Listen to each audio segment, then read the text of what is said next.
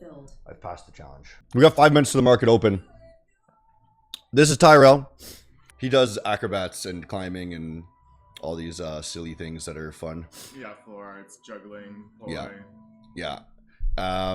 Okay, cool. And you can kind of watch what I'm doing here. So what we do is you trade the NASDAQ. Do you know what the NASDAQ is? Yeah. Okay. So I want to know levels above and below as areas that it might turn at. So I like to use the monthly and the weekly, right? So you can see that's above and then these ones are below. Okay. That makes sense. So I use a very, very simple strategy. So I call it DMC, dumb money concepts, right? So what happens is in the market, you continually try to make a new highs, right? And you need some sort of way to determine when you're not going to make a new high, right? So there's two things that can happen. You can go up or you can go down, right? You can't go sideways. It doesn't exist. I mean, like you kind of can, but reality is you're going up or down on smaller time frames, right? So if we're currently going up, right, who's to tell us that this was going to go up again on this move, right? And who's to tell us that this is going to go down this time, right? So why did this one go up and why did this one go down, right? And it's super simple. And basically all I do is if it closes past levels, so this is a level, it's going to come back and retest that level, right? More or less, right? And then shoot for a new high again, okay? Because it continually needs to continue that trend on the, like we call it trend progression, right? And if it can't make a new high, which is right here, so it attempted to make a new high and then it got brought back down and closed here. I'm going to explain if that doesn't make sense to you right now. Then what we do is we come back the other direction and we have to retest this area again, okay? Because that's the area it started from. Okay.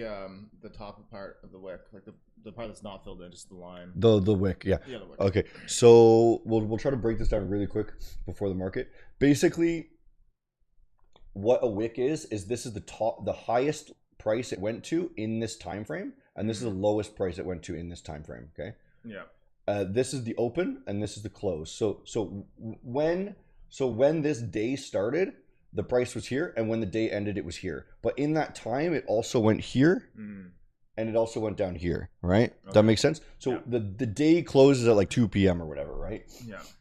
The day opens at, I guess it depends on what you're counting as a day.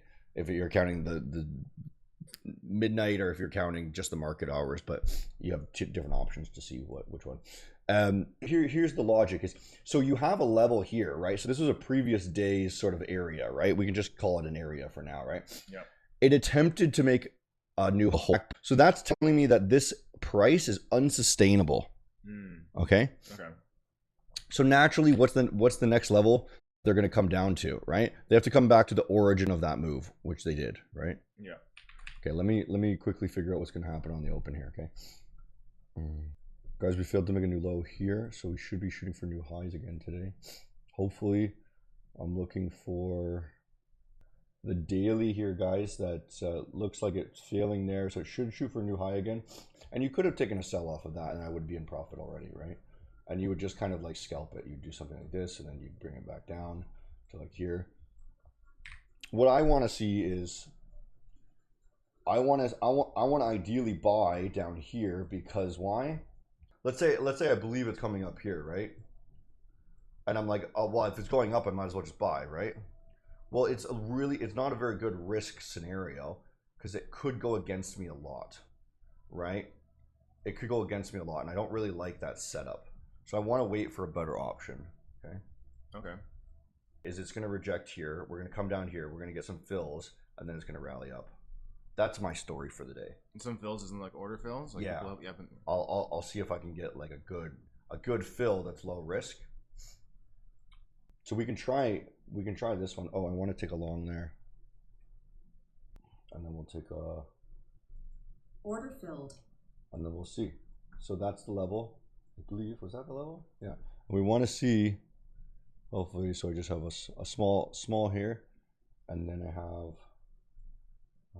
this guy here. So let's put that up there so we can see what it's doing. Cool. Okay, and then so what I want to see now is I want to see this wick exactly. So I enter here, right? And I want to see it get bought up, right?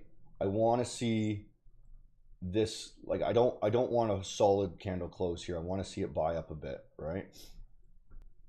And if it doesn't do what I want it to do, I get out, basically. And the name of the game is knowing when to get out. It's not being right, okay? It's not being right. Right, okay, this one's running okay. You can be right 30% of the time and still make tons of money, right? Mm-hmm. But this might not be. Okay, that's not good. Okay, so we want to probably get out of that already, right? I'm not happy with that immediately. So let's get Order filled. That's it. And it's like that's as simple as it gets. Is we come up with an idea, we execute on it, and if it doesn't do exactly what we want immediately, I get out. Well, shit, rallies up. That would have been a lot of money, but that's fine. We want high probability things, right? And I'd rather not risk blowing the it basically. It's capital preservation, right? Is what you're trying to do. Mm-hmm. So I think I might just take a long here and see. We'll just take a long. Order filled. And we'll re-enter. We'll see if that can go.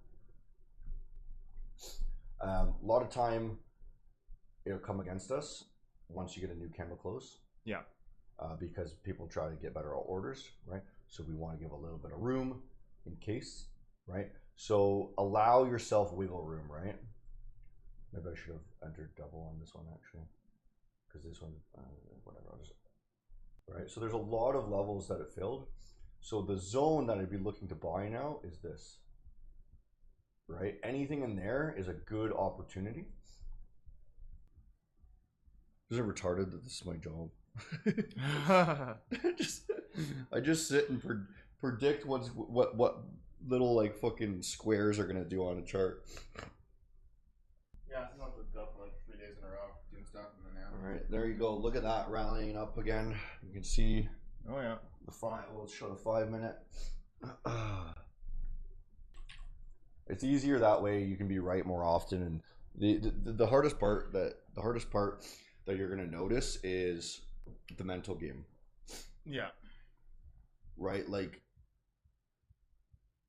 it really could have fucked someone up that like I was right, and then imagine it. Okay, I was right, and then I exited. I would have made all this money, so I FOMO back in. I enter here, right, and then I'm like, oh shit, it's coming back down because you know what I mean. And then I'm like, okay, I'm gonna exit again, and you just go back and forth, right? But to recognize those like. To recognize what you need to actually do is the most difficult thing.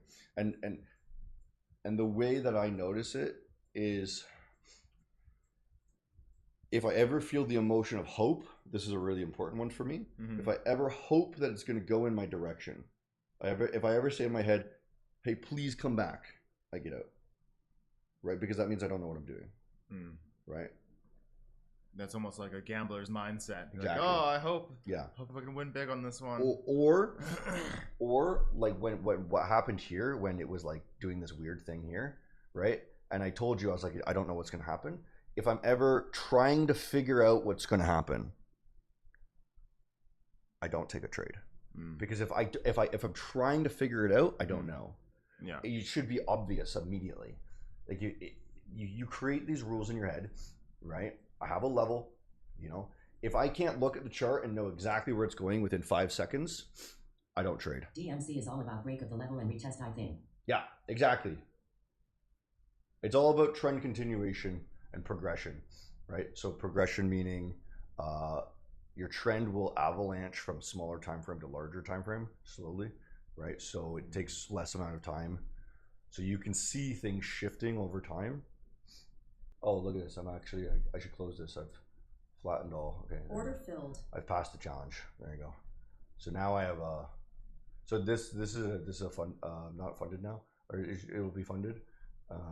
You need to make $9,000, and then they give you 150K to trade with, and then you can take withdrawals off of it.